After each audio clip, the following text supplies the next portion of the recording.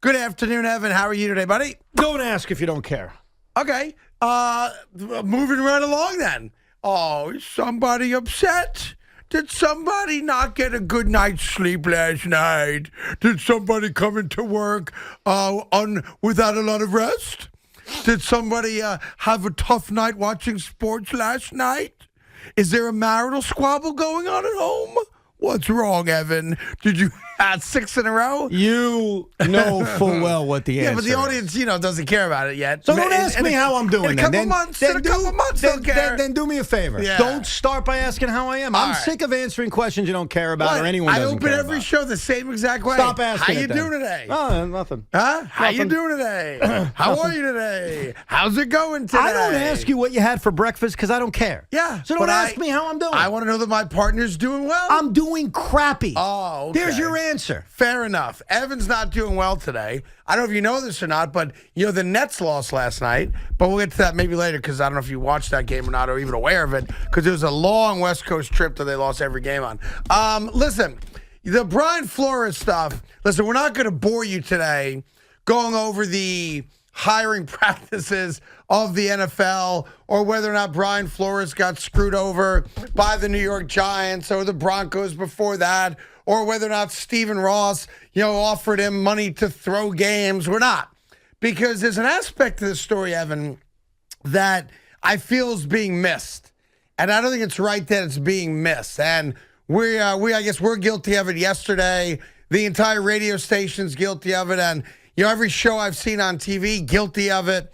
So I want to be clear that, we're no better thus far into the conversation. But I do think there's a narrative that needs to be announced, that needs to be acknowledged by people like us who have the great opportunity to talk about sports for a living, right?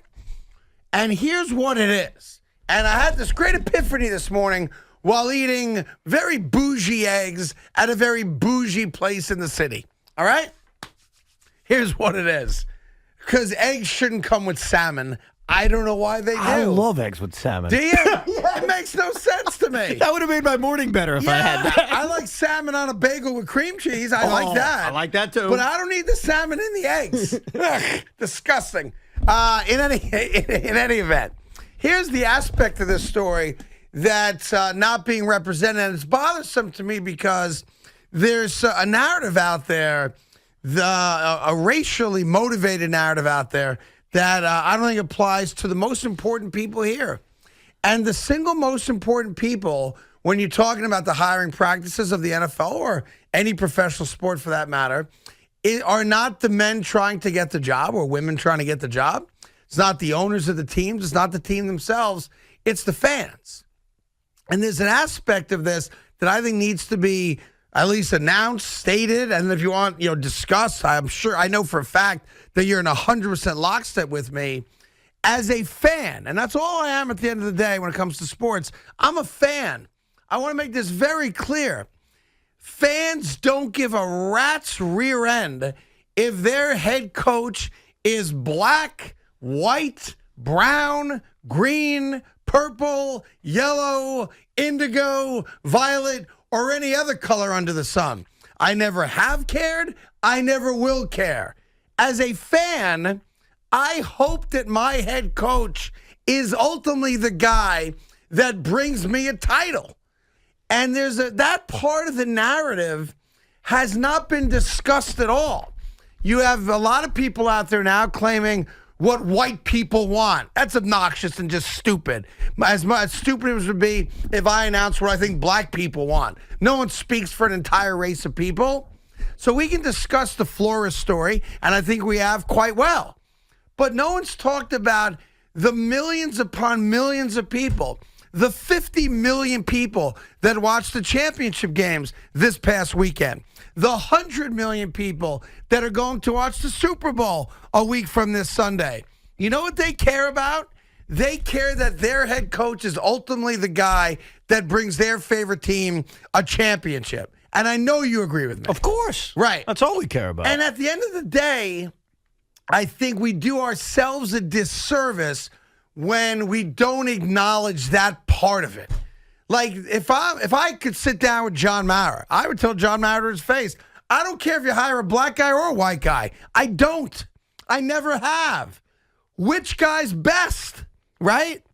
And the fan base, and we're more important than the coach. We're more important than the owner. We're more important than everyone. Because without us, none of them exist. And throughout the last 2 days, and we have not acknowledged it either, and had this epiphany this morning, what about us? What about the fans' role in all this?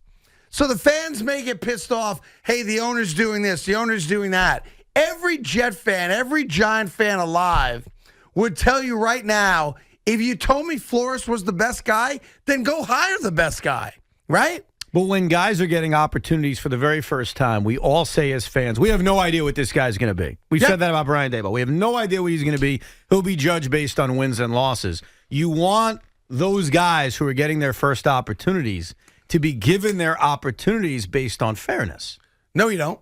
Yeah, we do. No, you don't. Because then you won't find the best guy and you won't win. Not fairness. So it does relate you want to the best guy. Yeah, but what if it isn't the best guy? Well, but not based on fairness, based on who's, like, for example. If you're hiring someone. Yeah, I don't care if it's fair or not. I want the best guy. No, but you're missing my point here. If you're hiring people based on, I guess, if you're hiring people and you're not being as open-minded about your process and deciding who you're going to hire, right, you're ultimately a lot of times not going to hire the best person. If you're closed-minded in how you go about finding a head coach, that I agree that with. End result that we're all looking for, which of course I agree with you on, may not be accomplished. To me, that's a different argument. No, it's completely related in that. That's why when the New York Giants are hiring a first-time NFL head coach, or the New York Jets are hiring a first-time NFL head coach, yes, of course. Ultimately, tell me who's going to win me a championship. That's all I care about. 100%. Right. But if you're not having a process that's fair and you're not open-minded in how you decide who to hire, are you truly finding the best guy? Yes. No. So that's my worry. Yeah. That to me. All right. So I view that as a separate issue. I agree with you on that issue.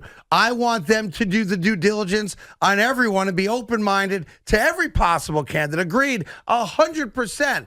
But when it comes down to it, I don't care if the guy's white or black. Well, of course, no. It doesn't matter. I just want to to win. Yeah. And I think I speak for. Clearly, there's going to be outliers, and there's going to be racist, and there's going to be anti-this and anti-that. But I speak for the far majority of people on this who I think, frankly, are growing tired maybe today, 3 days into it, over the conversation, because the conversation doesn't include the single most important group of people that exist, the fans. No sport.